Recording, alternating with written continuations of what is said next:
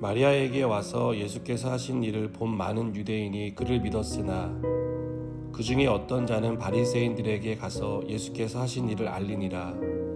이에 대제사장들과 바리새인들이 공회를 모으고 이르되 이 사람이 많은 표적을 행하니 우리가 어떻게 하겠느냐.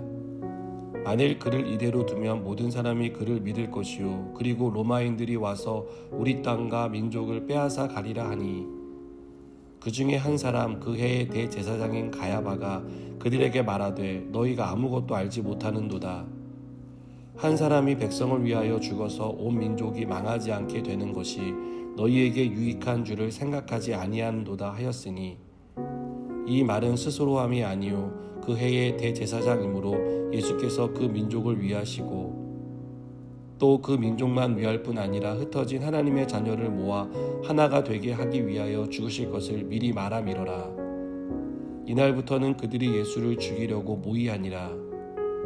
그러므로 예수께서 다시 유대인 가운데 드러나게 다니지 아니하시고 거기를 떠나 빈들 가까운 곳인 에브라임이라는 동네에 가서 제자들과 함께 거기 머무시니라.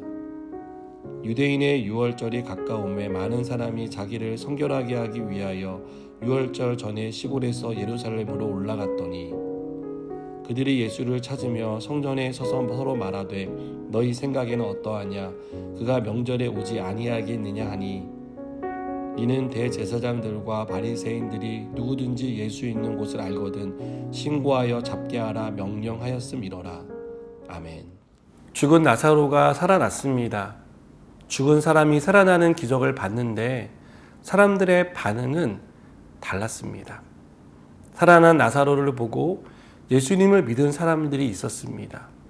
예수님이 나사로를 살리면서 기대하신 결과입니다.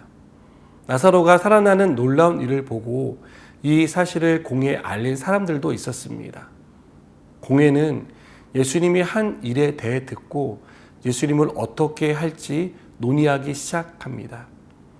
종교 지도자들이 볼 때 예수님은 점점 더 자기들에게 위협적인 인물이 돼 가고 있었습니다.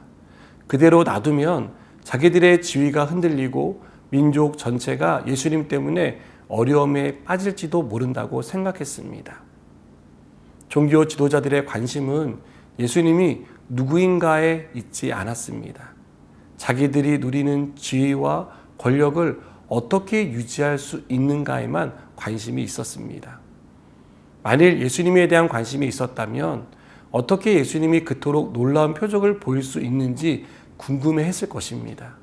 결정적으로 죽은 사람을 살렸다는 말을 들었을 때 많은 유대인들이 예수님을 믿었던 것처럼 그들도 믿었을 것입니다.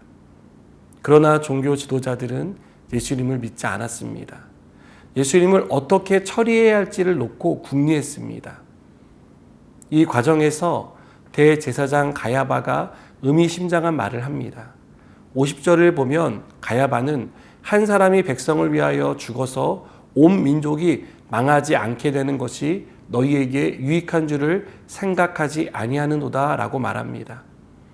가야바의 말은 예수님의 죽음을 암시하고 있습니다.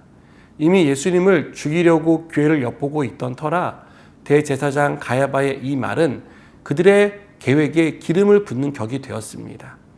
그래서 종교 지도자들은 이날부터 적극적으로 예수님을 죽이기 위해 모의합니다.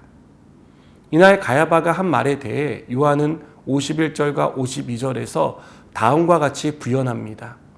이 말은 스스로 함이 아니요 그 해의 대제사장이므로 예수께서 그 민족을 위하시고 또 그 민족만 위할 뿐 아니라 흩어진 하나님의 자녀를 모아 하나가 되게 하기 위하여 죽으실 것을 미리 말함이로라.